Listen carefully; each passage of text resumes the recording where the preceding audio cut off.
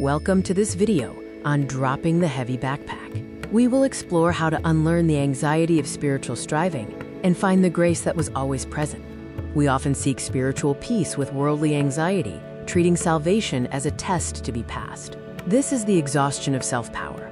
True grace, or the peace of other power, is not achieved through calculation, but surrendered to. Our spiritual journey can be seen through two lenses, the ledger mindset and the vow mindset. The ledger focuses on earning points and becoming worthy. The vow focuses on gratitude, acceptance of flaws, and deep relief that the work is already done.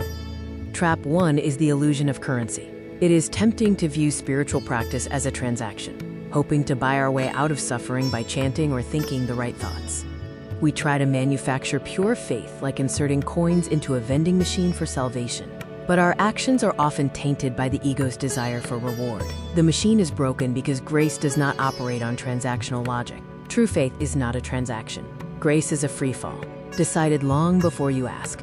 Chanting is not a desperate cry for rescue, but the joyful echo of already being saved. Trap 2 is the paradox of emptiness. We believe we must achieve no mind, a state free of all selfish thoughts. This striving creates a new, invisible trap. Striving for no mind is often just the ego wearing a spiritual disguise. The effort to forcefully quiet the mind is a profound act of calculation, leading to endless self-doubt. Dropping the spiritual abacus means acknowledging you are a deeply flawed, chaotic being and giving up the attempt to calculate salvation. When the ego stops calculating, great compassion can act independently. Trap 3 is the myth of the eraser, or peace rate salvation. We fear time will run out before we can erase our flaws. This leads to constant anxiety about every chant or good deed. Grace does not wait for you to painstakingly erase your flaws. The moment genuine trust arises, your imperfections are swallowed by an ocean of compassion. You do not chant to erase sins, you chant to say thank you to the ocean.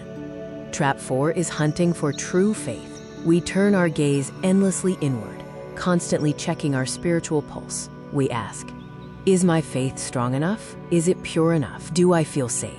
Stop obsessing over the purity of your own faith. Faith is not a feeling you manufacture. It is the sudden realization of the immovable mountain of great compassion standing right in front of you. Do not look inside yourself to see if you have faith. Look outward to see if the universe has compassion. The moment of realization that even a deeply flawed person is already held is the faith. Absolute peace comes from acknowledging two things, our flawed self and the great vow that guarantees our rescue without condition.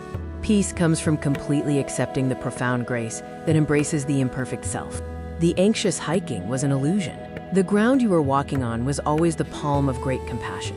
You were held all along. The striving is over. You are free to simply walk forward in gratitude, chaotic and flawed as you are.